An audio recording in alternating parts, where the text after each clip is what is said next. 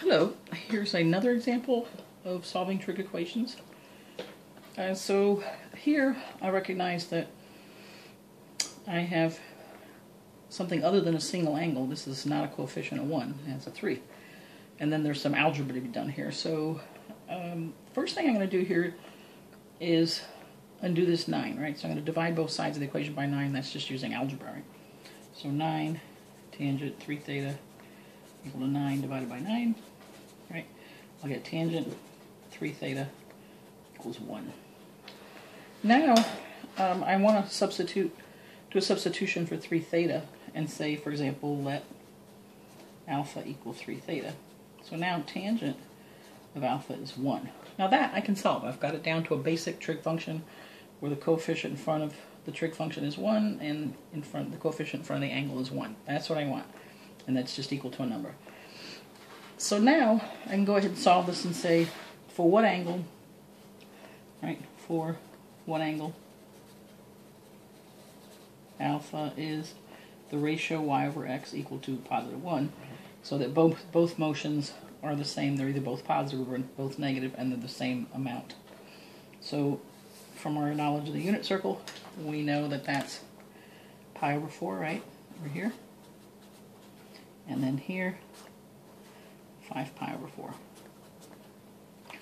Now, these are equidistant, so what I know is the distance from pi over 4 to 5 pi over 4 is pi, and then from 5 pi over 4 to, well, what would be the coterminal angle for pi over 4, 9 pi over 4, would also be pi.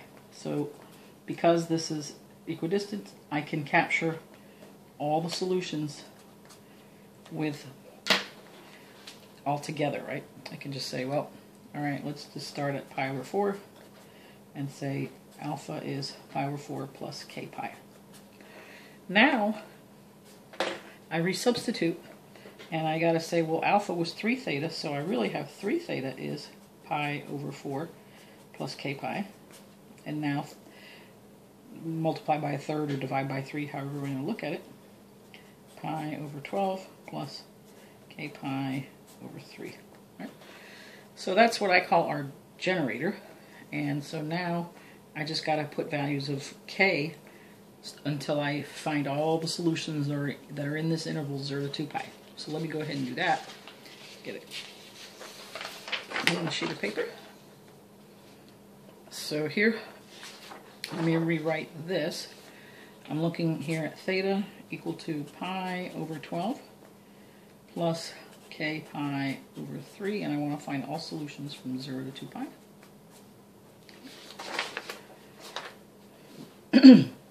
Now,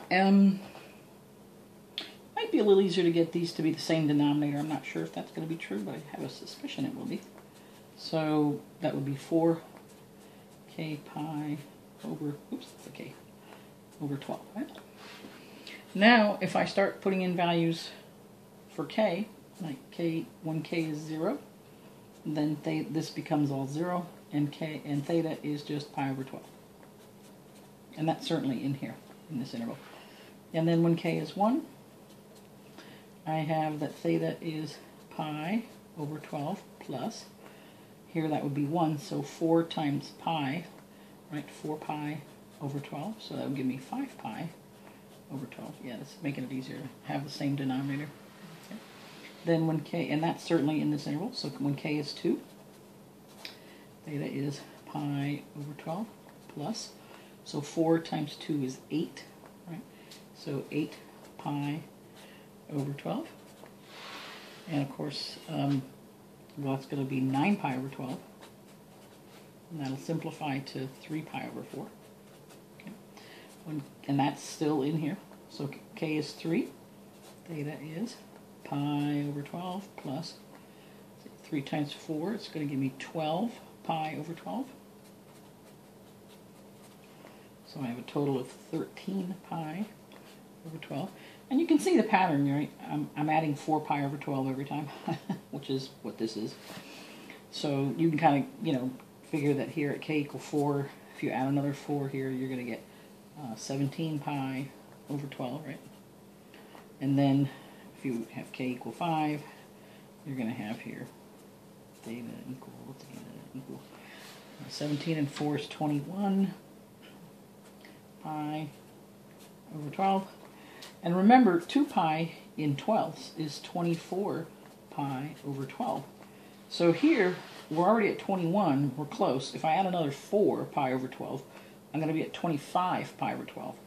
So that's going to exceed the 24 pi over 12. So I'm going to be beyond the interval they're looking for. So your solution set is a lot. Pi over 12. 5 pi over 12. 3 pi over 4. 13 pi over 12. 17 pi over 12. And then 21 pi over 12 actually simplifies to 7 pi over 4. So 7 pi over 4. Alright. So, that is the solution to here. And if you want to double check, you can just put these values into theta and see if you get a true statement. And you'll see that you do. Thanks so much for listening.